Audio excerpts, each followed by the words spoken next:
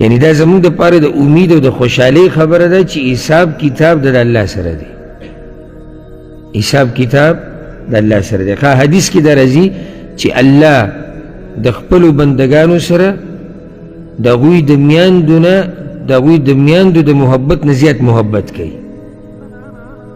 نو چې کله اوس زمونږ دا میاندې یا زمونږ دا پلاران زمونږ سره حساب کتاب کوي، سم خیال دی ظلم به را سره کوي؟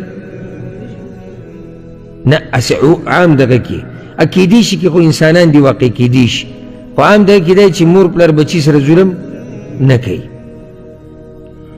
یو دویمه ده چې مور پلار به فیصله کې کوشش به څه کوي چې د اسانتیا جوړه کړي.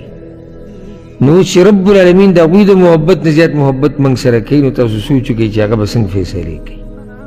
عادل او انصاف والا، ظلم زیاتی به پکې نه، او مهربان رب دی نو مهرباني به کوي. نو دې کې خوشحالي او د امید خبره پرته ده. بله خوشحالي پکې دا ده، بله خوشحالي چې ټول عمر دی موحد دا چې خالص د الله بندگی کوي، بندگی صرف د چا کړې وه؟ د الله کړې وه، د دغه ورځې دپاره یې کړې وه، او ټول ژوند کې ورسره خلکو په دې باندې ورانه وه. ته جي پلانې نه منې، ته هغوی نه منې، ته دغه نه منې، ته درګاه نه منې، ته دربار نه منې، ته غیر الله ته چغې نه منې، ته دغه نه منې، او دا قیسو کې راګیر کړی. په هغه ورځ د دغه خبره ښکاره شوه چې ما تاسو ته ویلي وو چې باچایي خالص دنیا و آخرت کې د الله ده. نو وګورئ، او ځکه رابشي آیتونه الله به پخپله دغه مشرکانو ته وایي راوبلئ که نه هغه تاسو شو ته پراته وایي.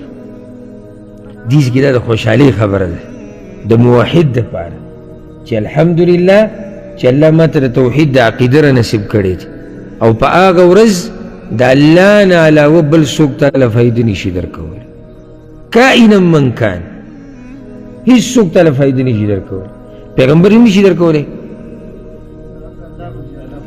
که پیغمبر صلی الله علیه وسلم د چا سفارش کوي نو په اذن د الله به یې کوي، او د هغه چا دپاره به یې کوي چې الله ترې راضي.